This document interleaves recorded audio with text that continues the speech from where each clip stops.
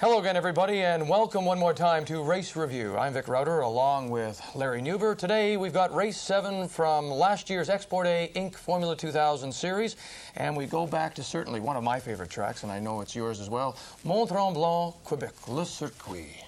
And this was the beginning of September, and it was particularly beautiful there. Gorgeous. Yeah. Once again, Bourbonnais Vandal on the front row, but this time Vandal, he had the pole. And there was great speculation on whether Christian would be able to hold the lead off the standing start.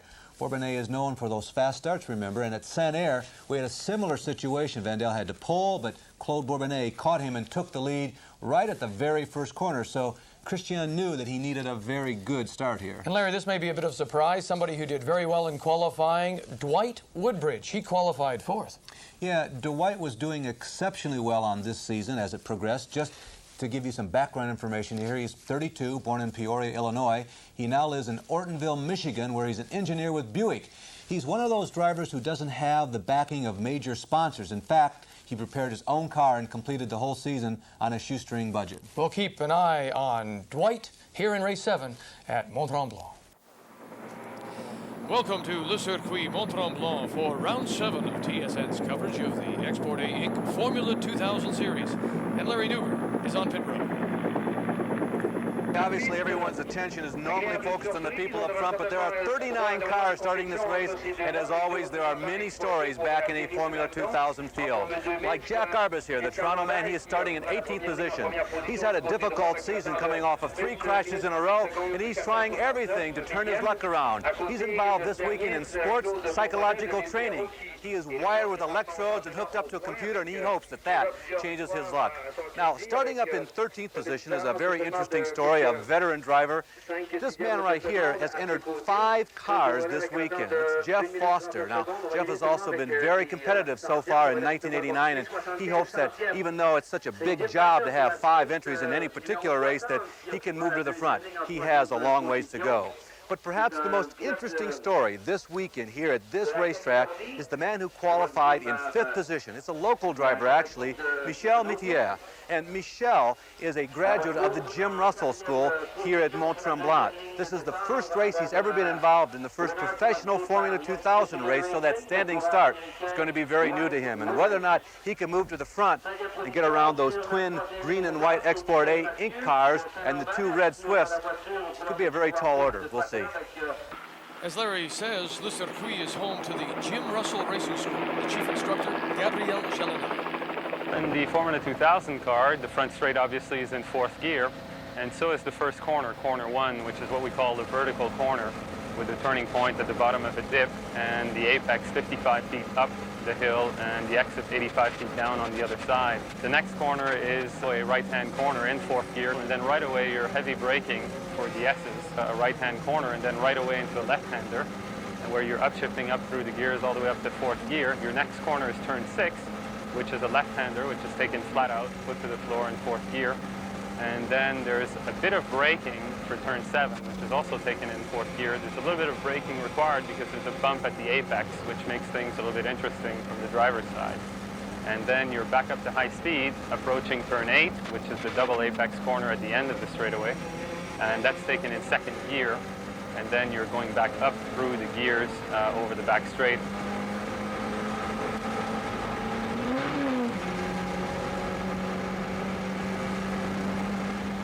The back straight is really the fastest part of the racetrack. There'll be a lot of slipstreaming over there, maybe some passing going into turn 10, which is taken in 4th gear. And some drivers may take it in 3rd.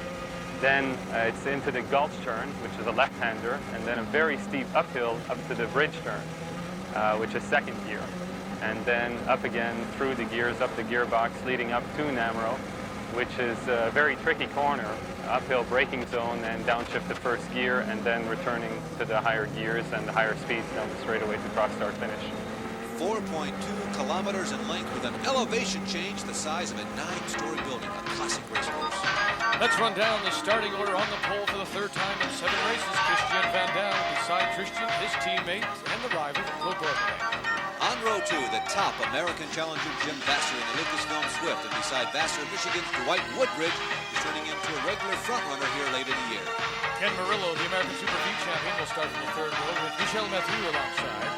And this may be his first pro race, but he is a two-time champion in the Jim Russell Racing School Series here at Tremblant. Martin Guimont from Saint-Agathe starting 8th, another local racer debuting here in the Export A Inc. Series. And Charnwood Racing had a miserable time in qualifying. Craig Biddle will start 9th, and Jack Arbus will lead from 18th on the grid. Now, both drivers usually qualify much higher than what they did this weekend. So, Larry, when you add it all up, 36 cars will take the standing start. Another huge field, an indicator of the popularity of the series. You're watching Race 7, the Export A Inc. Formula 2000 on TSN.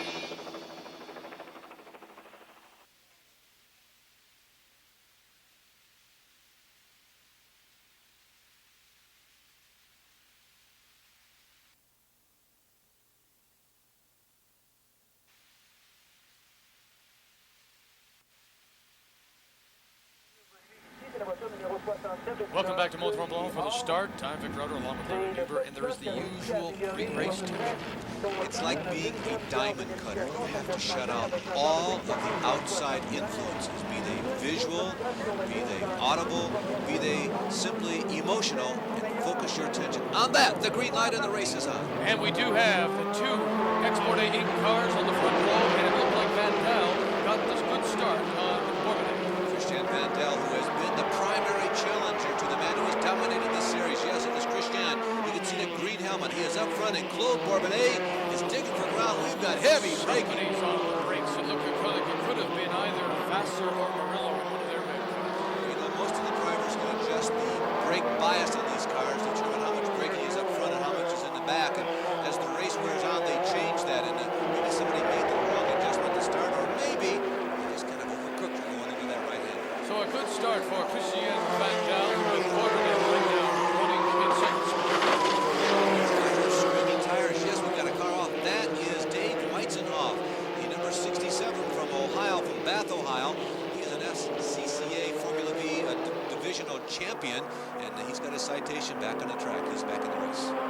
The leader's down the hill, heading towards turn 10, and look at Craig Priddle has moved up now. He was 9th. He is currently in 6th position. And we've seen a lot of that of Christian Vandal in the races we've seen.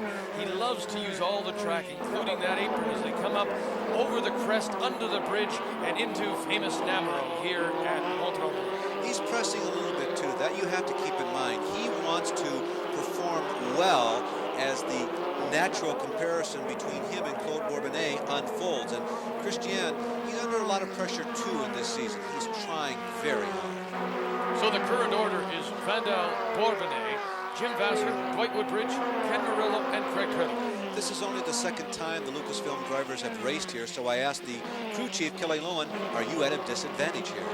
Every time you go back to a track, the setup for the car is easier because you're a little closer every time you go. You learn every time you go to a track, you learn more and more about the cars, and the drivers get more and more comfortable with the track and learn little tricks that, say, a more experienced driver with the track would know.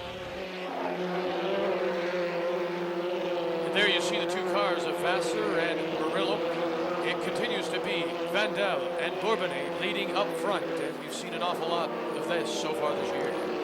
Vic, picking up on that theme of the Kelly Lowen interview, you know, this has really become a melting pot, this series in 1989. 5 countries were represented in the starting list at the beginning of the season. Now, almost half of the foreign drivers, true, were Americans, but we had a driver from Portugal, from Scotland, from Zimbabwe, and South Africa. At least 3 provinces of Canada were represented, and 11 U.S. states in all. Truly an international field in the truest sense of the word. No wonder it's so popular. It gives you probably as close in this country and in the United States too, as close to being Formula One as any series goes. It's also a great experience because the cars we mentioned earlier in this series this season, they are evenly matched, and in many cases it does give the driver an opportunity to shine. But moreover, you know what else it does? It also gives a rehab. This is Serge Baudin of Acremont, Quebec. He goes off in a section they call Le Diable, the devil. And it certainly was a devil of a turn for him right there, wasn't it? Wow. That was a very intense moment for him. You know, Larry, motor racing will always be an expensive sport. A series like this hope to minimize costs, help the little guys keep up with the better finance teams. That was the idea behind the six-tire rule. That's the subject of today's Firestone Fact. This number has nothing to do with tire size or tire compound. It's simply an indication that scrutineering has approved it under the six-tire rule. Now, that's a cost-conserving method, really, and what it means is that this team can use that one tire along with only 5 others during a race weekend. That's all they have to work with. Now, special provisions are made for damaged tires and for rain tires should it rain. And remember, the rear tires and the front tires are different size. Well, does it really save money? Well, consider this. A year ago, it was nothing for a team to go through 5 or 6 sets of tires on a Saturday and Sunday. And at $700 per set, that means that this year, they're saving up to $3,000 in any one weekend and up to $30,000 over the season. And it's a terrific rule considering you can manage a tire series for about $100,000 a season. As Jeff Foster tries to catch Scotty Maxwell. Jeff Foster, who has been racing for 25 years, and his 5-man AFCO team are the subject of this week's Sunoco Gold profile. And this team has truly an international flavor. Richard Smith from Zimbabwe, Roberto Ebrahimi from Italy, Donald Brittle, that's Craig's dad, Dirk Coleman of West Germany, and Jeff Foster of Coventry, England. Running a 5-man team can be a handful.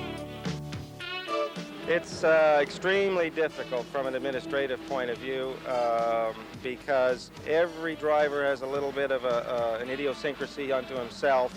The cars are not identical.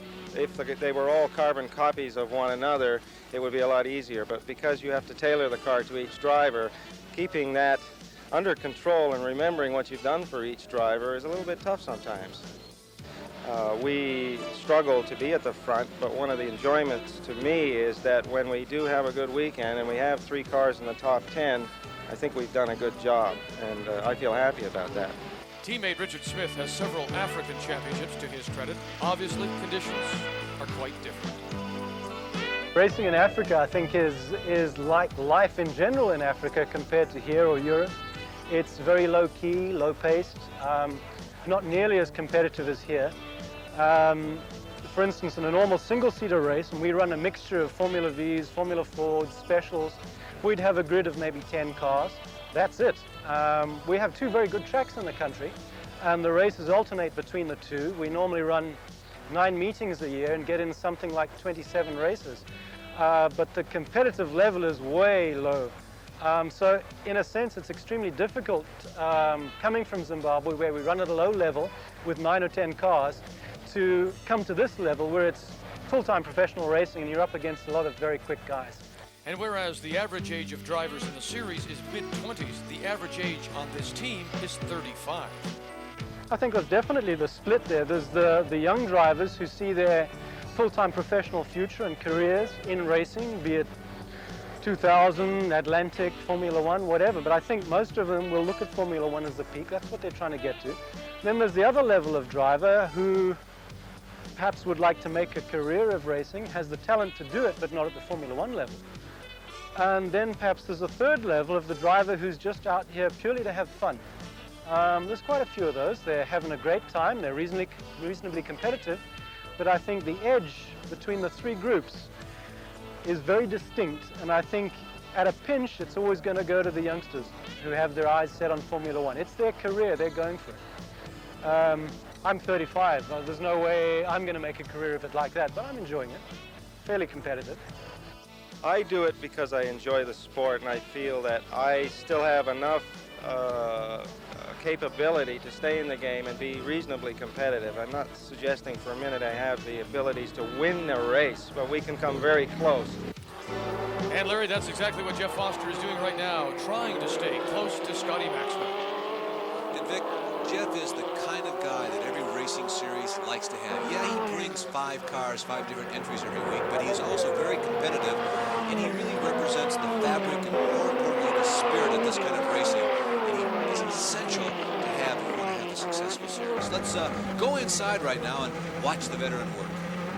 Up ahead, you can see Dwight Woodbridge and Kenny Murillo battle. Right now, Murillo on the tail of Woodbridge, with Foster trying to close the gap. And it looks like Murillo thinks he has enough oomph to make the pass. He goes to the high side. No, not quite this time as the 2 Yankees battle it out. It's a civil war. That's the West Coast on your right and the Midwest on your left. And it looks like Murillo has got Woodbridge under braking. One of those two Beach Boys is taking it to the man from Detroit City. And now it's maybe Woodbridge's turn to repay the favor as he looks to the inside, goes up over the crest of the hill, heading down towards turn 8, and now Woodbridge trying to repay the favor as he moves to the right side. Boy, it's just a great struggle between these two veteran drivers of this type of racing. Great racing. We've completed 7 laps now here in Mont Tremblant. You can see Woodbridge, he's got to be feeling his oats right now because he just put a pass on one of the most outstanding American performers here in Canada in 1989, and somebody that he knows he needs to beat if he wants to finish in the top 5. Woodbridge getting over and up on the apron as they complete another circuit here at Mont Tremblant. Here's your leader, Vandal, Bourbonnais, then it's Vasser. Jim Vasser has been able to stay close, but close is not good enough for him. Vandal continues to lead here at Mont Tremblant.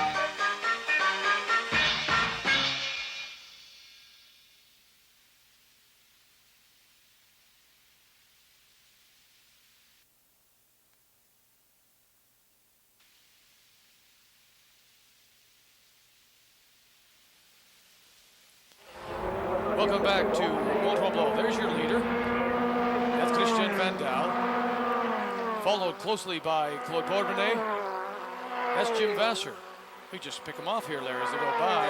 Woodbridge, Murillo, and then Craig Priddle in the blue and white number 6. Yeah, Craig Priddle is close again. Now, you might ask, well, how is Christian Vandal doing this? I mean, we have seen Claude Bourbonnais dominate this series until this point. Well, sometimes as a driver goes to an individual track, he may find a little driving secret at just one corner. And as closely matched as these cars are, just that little edge, a half a second edge or quarter of a second edge in one turn, might be the difference to make him faster each lap. Terrific battle going on for 4th, 5th, and 6th spots with Woodbridge, Murillo, and Priddle.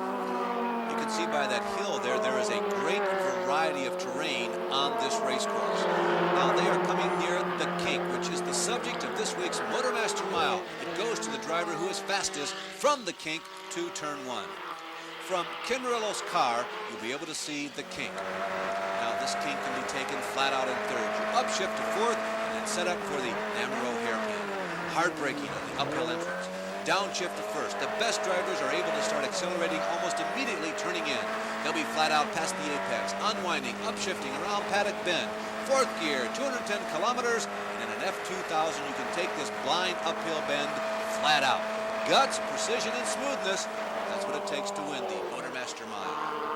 And Larry, watching these Export A Inc. cars stretch their lead, you're curious always in a team such as this, who's number 1 and who's the number 2 driver? Well, the crew chief, John Hay, says nobody on their team is number 1. It's not really that difficult because on our team we don't have a number 1 and number 2 driver. Both drivers are equal.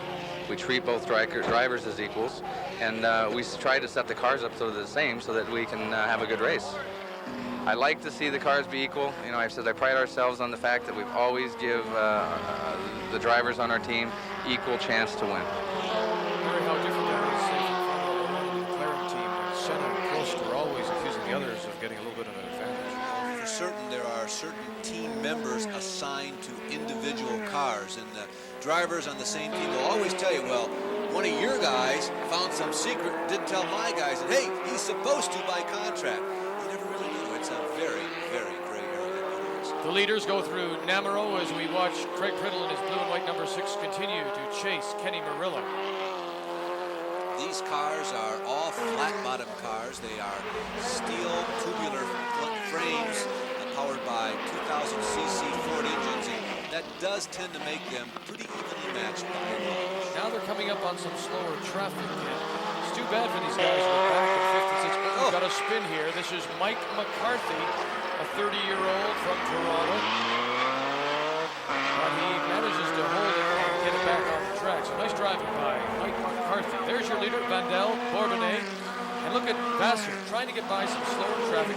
He goes to the inside. Yeah, slower traffic usually is never a neutral situation. It either does one of two things. It helps you a lot or really hurts you. So you have to attack it. You normally cannot wait for it to open up in front of you. Well, off at the same corner. This is car 61. This is Don Priddle. This is the father of Craig, who is currently running in 6th spot.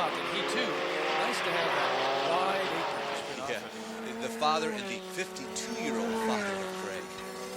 2 laps to go here in Tremblant. We'll race to the checkered flag when we come back.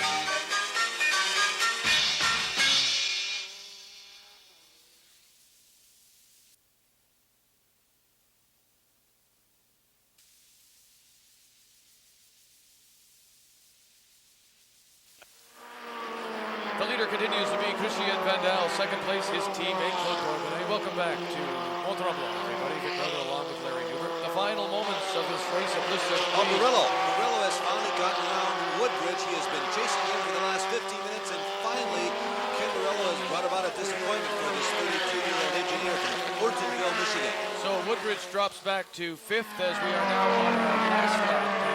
These 2 Export A Inc. cars having to battle as well with some background. A big part of it, and once again we go inside the helmet of Christian Vandal.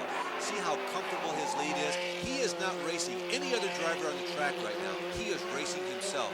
He has to continue to be focused. There's a lot of emotion, a lot of elation going on inside his head right now, but he has to just cut that out and concentrate on the task at hand. Christian Vandal looking for his 2nd win of this season. And he continues to lead, and now very comfortably over teammate Claude Bourbonnais. And of course, this is important for Christian, is that he still has a real clean shot at the points championship. And no matter where Claude finishes today, if Vandal finishes ahead of him, it's an advantage. Around Namaro, there's the checkered flag for your winner. As the hand goes up, Christian Vandal, Claude Bourbonnais will finish 2nd. Jim Vasser, followed by Ken Murillo, the 2 Beach Boys, 3rd, 4th, Dwight Woodbridge will finish in 1st. I had a really good race, and the car was perfectly, and the exporting crew did a great job to the car this weekend. Every time I was on the track, I was the fastest. So I'm really happy for the Exporting Inc. team and for myself too. Christian was fast all weekend, so I figured he would be hard to beat in the race. Qualified first, 3/10 in front of me. I just didn't seem to have the setup to follow him. I did best I can, finished 2nd, so now I'm getting closer to the championship. Next race, Mosport, I'll win there.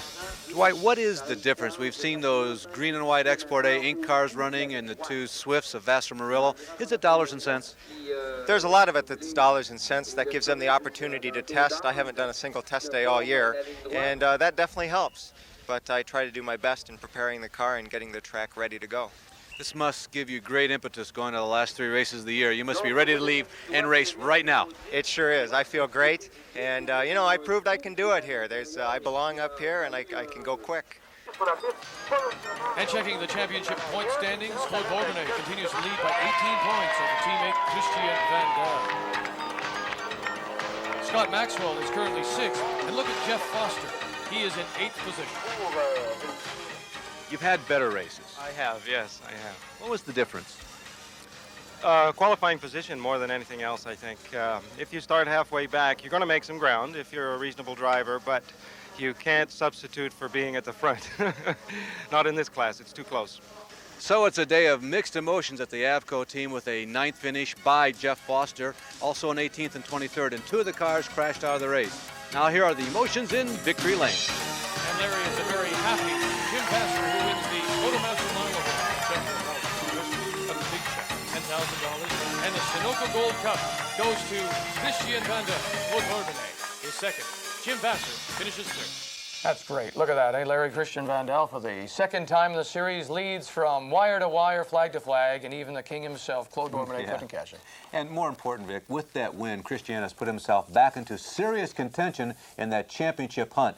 Just 18 points separate him and Bourbonnais with only 2 races left to run. It's anything but a foregone conclusion. And once again, let's not forget the Americans as well, showing their strength. Vasser, Murillo, 3rd and 4th place, respectively. Another case, though, of being so near yet so far. And then the other American, we talked about him right off the top, Dwight Woodbridge, 5th place, his best finish ever. And I do believe we'll be seeing a little more of him as this series progresses. No doubt about it. We'll likely see him next week. 2 races to go as we go to Mosport and Round 8. On behalf of Larry Newber and our entire crew, I'm Vic Rutter. See you next week from Mosport, Ontario.